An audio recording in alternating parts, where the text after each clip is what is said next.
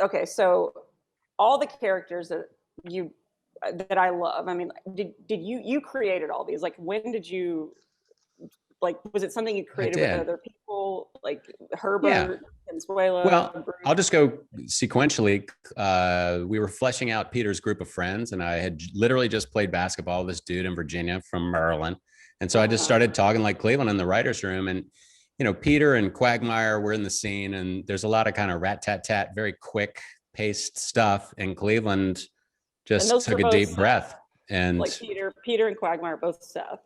yes, absolutely. Yeah. Yeah, Both and Seth then talking real then fast. And then I just slowed it down with a Cleveland line, like something like, sometimes it's nice to enjoy laughter, just random.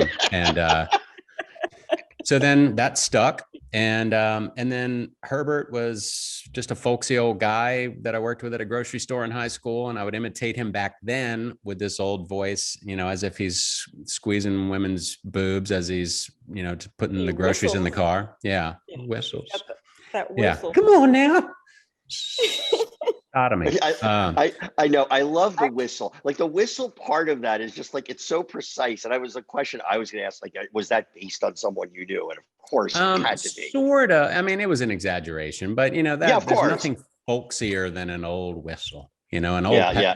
An old it, folksy pedophile. it would. Now, when you say that, I'm going to say this person's name. I don't mean to connect the two. Okay. It was with the whistle, but Dan Rather has a Okay. whistle. Oh When yeah, he speaks, he he has does. this whistle, and the Yeah, we've first. done some bits on that. Alex Sulgan pretty much nails him. If you've seen that Family Guy bit or two. Yeah, and I by the way, love Alex Sulkin. The first, I think it was the first episode that Herbert was on, and I vividly remember losing it laughing because it was at the end of the episode when he left all the The like voicemails, yeah. the answering machine, and I'm Yeah. sure it also in my head I was like, what a cost cutting way to just have Right.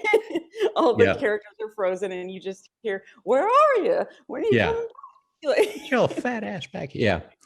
what's Yeah. wrong, boy? So that, and then Bruce, like you said, that guy's all over the South. Any weird little kind of antique boutique, it's, oh, hey, you look over there at them trinkets. That one's from the Civil War era. It's like, oh, that's cool. So Have you ever been out? Because I mean, these characters are so iconic and they're so part of it. Have you ever been in a situation where you've heard just somebody doing that voice or a catchphrase, or like kids, or because I've heard people doing these voices or attempting them. right. So, Attempting them is probably better. Honestly, not. I mean, Uh, yeah. I mean, from time to time, you hear it Yeah. randomly, and one person I think pegged me as Cleveland who had no idea who I was. He just, are you Cleveland? Like, really? Yeah, that was years ago. Somebody with a very good ear, I guess. But do you get recognized a lot because you were also like you're an actor, you've been on. I don't get recognized for shit, and that's great. Like it's you're like just hanging out with somebody like that, but like going out with Seth Green or something at a Comic-Con, it's like he can't walk 10 feet and nobody knows who I am, and I just keep rolling. At first I was kind of like, hey, like whatever, but try being the writer. Yeah. No. There is nothing more humbling than walking a red carpet for any kind of a ceremony and watching every reporter crane their neck and then like, and go back like this. I've gotten that. They don't know. You got that? Okay. Same thing. Yeah. No, that's fine really with me. Fun. I don't care. Who's the character that you love the most that you've done? Well, it was Cleveland, and now I'd have to say Bruce. I don't know. Yeah. I like him. Consuela was always funny to me too. It was just like this kind of. Oh yeah. Well, Consuela, I actually had a cleaning lady who would not do anything that you really like. Can you start in the other room? And I was kind of like, no, I start here.